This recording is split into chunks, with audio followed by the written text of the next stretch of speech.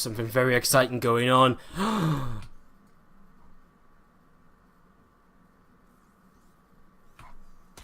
Wasn't that just the perfect moment to come back in game? Ryung gets off to a bit of a crap start here in game number 3 because he tries to go for an 888 and Losira actually just scouts it straight away. Forces the cancel, and Ryung just forced to build a barracks back at home, which is of course obviously going to delay any kind of aggression by quite a lot. And I'm surprised he actually still puts workers onto gas here, 3 workers onto gas, because with this barracks being so delayed now, he's not really going to need the gas this quickly unless he's just going to go straight into a factory. This really sucks for him because, I mean, it means he's not, he hasn't made many workers at all at the start of this.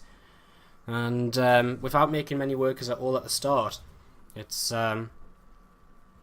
you compared to just, basically what I'm trying to say is compared to your normal Reaper expand, he doesn't have as many workers, so it's not like he's just saying, oh, I'll cancel it and make it back at home, and it sucks a little bit, but it's not the end of the world. It's kind of a big deal, because he's cut workers to try and put that barracks down initially. He's obviously got nothing out of it at all, because he had to cancel it, and now he's in this kind of sucky position. So, a really unfortunate start to game number 3 here for Ryung. Great scout by Losira though, and he opens now with a hatchery into pool. After seeing it being after seeing that initial barracks cancelled, there's no real threat for him.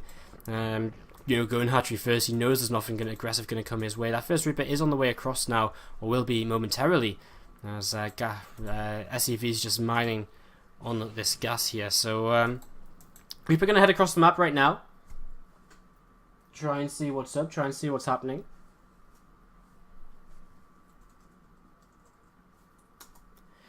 And Losira has got that gas mining away at this point. Just 3 workers in there, just slowly building that up. Probably going to go into that Zerglin speed here in a few moments. Zerglins do run by that first Reaper,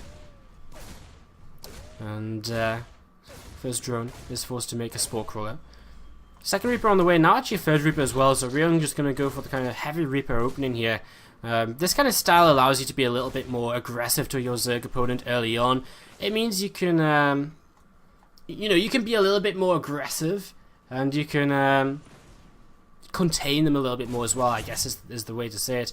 Losira taking this hatchery on the low ground here is quite interesting as well. It means his third base is a lot easier to take, and that kind of means that the 3 Reaper build doesn't make quite as much sense, because with the 3 Reapers and Hellions, you generally want to try and stop the third base being taken, but in this situation it's not really going to be possible. I mean, it's something that maybe Ryung just wasn't able to spot in time, and whoa, that Reaper getting caught there for a couple of seconds and in a little bit of trouble, but did make its way out. Factory is finished, but it's going to be a little while here before that reactor finishes up on the barracks for them to swap over. There's now 3 Reapers in total. There it is, 3rd Reaper, and we'll see if they can get anything done here. Jumping up and going to pick off a Zerglin to begin with, and we'll continue chasing forwards here. Going to try and go for some drones maybe, and actually they pick off a couple of Zerglins, which is pretty nice. Need to be careful though, doesn't want to lose any of these Reapers. I mean, again, if you commit to 3 Reapers, losing any of them is a big loss. I mean, losing your Reaper at all at the start of the game is a big loss, but when you commit to 3, you've committed to them for a reason. So it's, it does delay your Hellions, it does delay whatever else you want to make, because it's an extra 50 gas, it delays reactors building, it delays, then the stim pack building, because your barracks is building a reactor for longer, etc, etc. Starport on the way here, and we'll see what Ryung wants to go into. Only a single gas still for him, and only just starting his natural command center now. So I mean, again, because he didn't have that many SCVs from early on, oh, he's going to lose his Reapers here. This is kind of a big shame for Ryung. He's going to lose all 3 of them because he didn't have many SCVs early on because of the early proxy failing. He's only just now been able to start up his command center, so this is a really painful for him. This first Hellion going to make it back home. Hellions 2 and 3 are about to pop out. Losira not going to run up that ramp, not going to risk that at all. Newtized Carapace on the way, so he's going to be able to retreat his overlords from this Viking, which is going to be patrolling around the map. And yeah, these Zerglins, they're just going to move around for now. Losira's in a pretty fab position, I would say, here in this 3rd game. It's looking really good for him right now.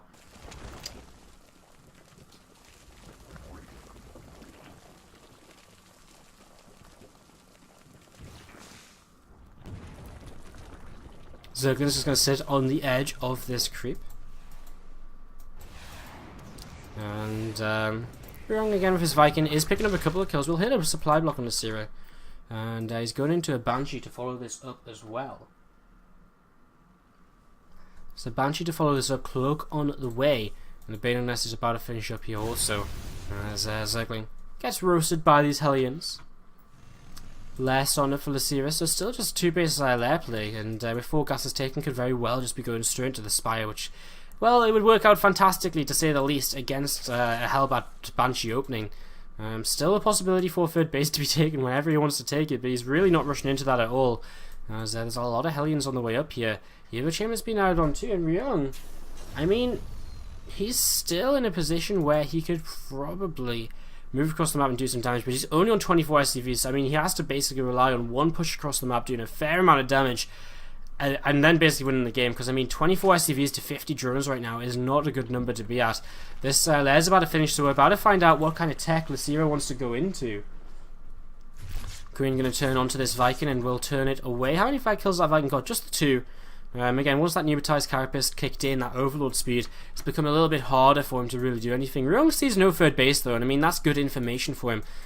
It does limit the kind of things he can, it limits the things which you can expect in this game, and it probably will hint towards this incoming Spire. But I mean, the Spire's not going to be done for a while here, and Ryung is pushing forwards right now, and if he pushes forwards now, he could very well just end this game. Losira doesn't really have anything, and oh my god, 9 Hellbats. Okay, there's 4 Banelings.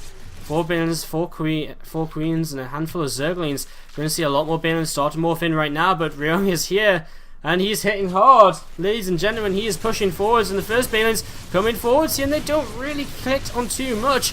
Banshee, even a Viking landed to add a little bit of DPS there. The Banshee's too cloaked. They're going to go towards the main base. They're going to start picking off these Banelings before they can connect with the Hellbats. Hellbats go for a little bit of a split. There's been a lot of transfuses used on this Spinecrawler, and that's bought Losira a lot of time, as now actually one of them Banshees getting picked off, the other one's still working away here, and Hellbat's still doing their job, but I mean, he's going to run out of steam here very shortly, as these Hellbats starting to run out of hit points, and there they all go down. Ryung types out GG,